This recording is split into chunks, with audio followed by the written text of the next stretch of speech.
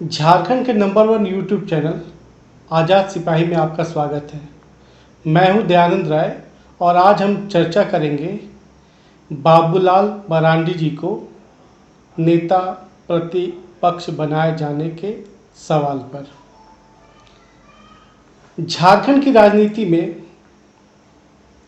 जो दो ध्रुव हैं, उनमें से एक ध्रुव जहां हेमंत सोरेन है, वहां दूसरा ध्रुव बाबूलाल मरांडी जी हैं।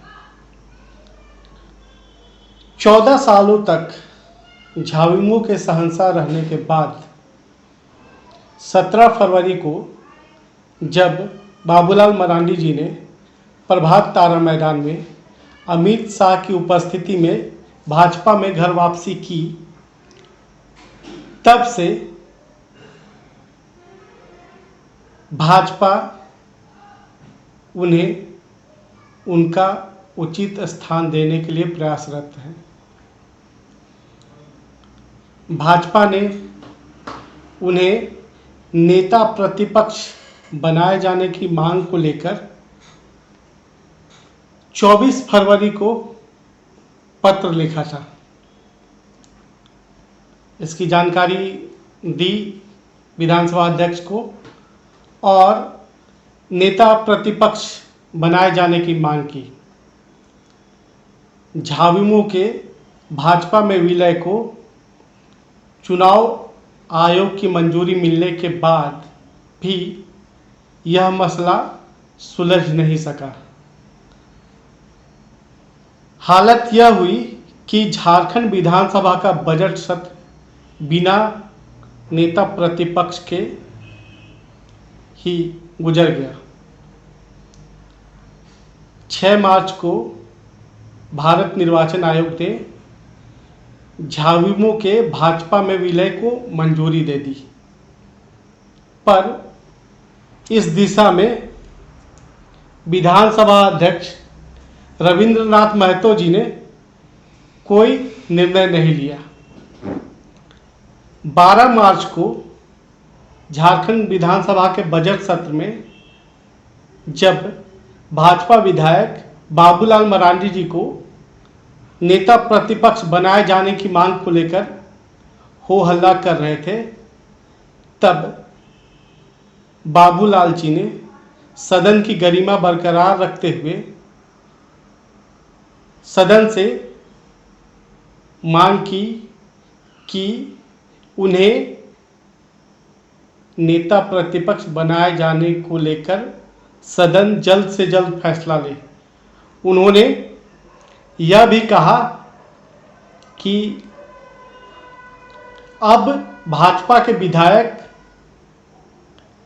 उन्हें नेता प्रतिपक्ष बनाए जाने को लेकर सदन में हंगामा नहीं करेंगे, किंतु सदन को इस मुद्दे पर जल्द से जल्द निर्णय ले लेना चाहिए। यह कहानी चलती रही और बाबूलाल जी के मुद्दे पर कोई निर्णय नहीं हुआ।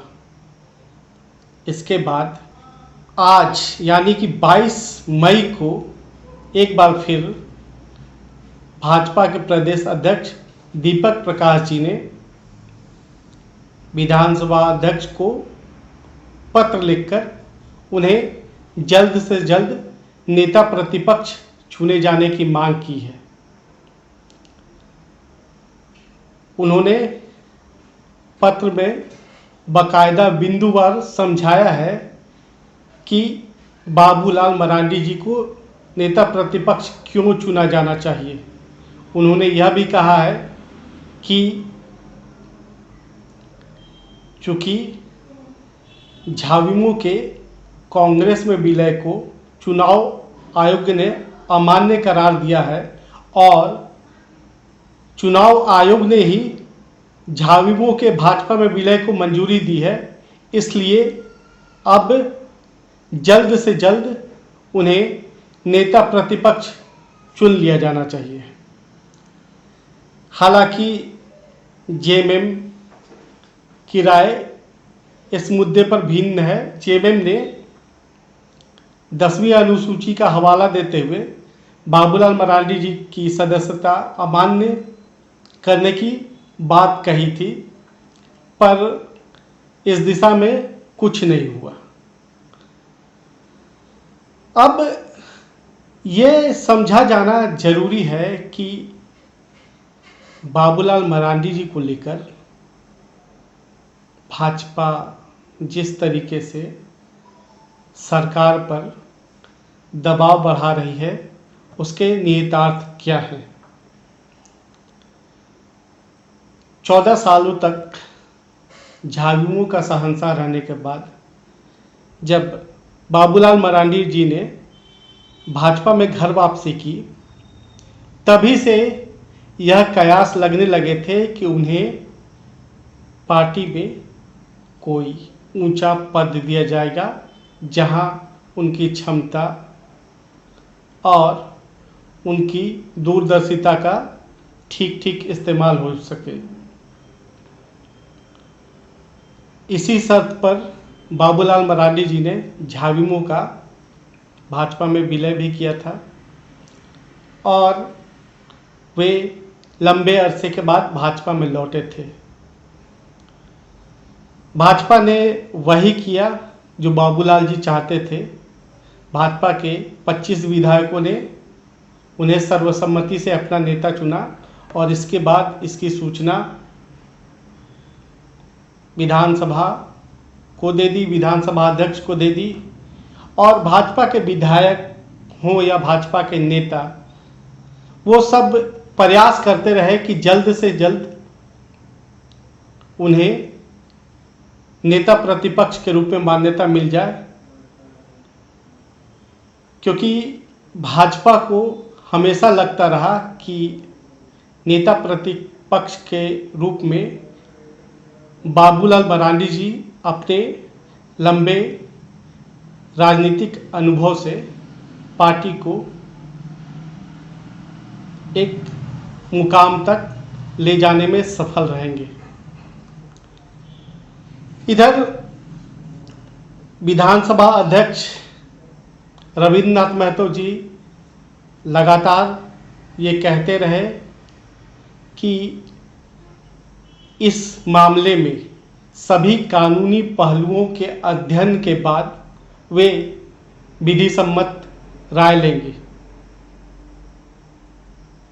एक लंबा अरसा गुजर चुका है जब से भाजपा ने उन्हें पत्र लिखा है और इस बीच कोरोना संकट ने हालांकि सरकार का पूरा ध्यान कोरोना से निपटने में लगाया है, पर अब जब चुनाव आयोग ने कांग्रेस के झाविमो के कांग्रेस में विलय को अमान्य करार कर दिया है और झाविमो के भाजपा में विलय को मान्य किया है, तो लगता है कि इतना समय गुजर जाने के बाद अब विधानसभा अध्यक्ष जी को इस मुद्दे पर कोई ना कोई निर्णय ले लेना चाहिए। निर्णय वो लेते हैं या नहीं, यह उनका विशेषाधिकार है, पर इस मुद्दे पे लंबा वक्त गुजर चुका है।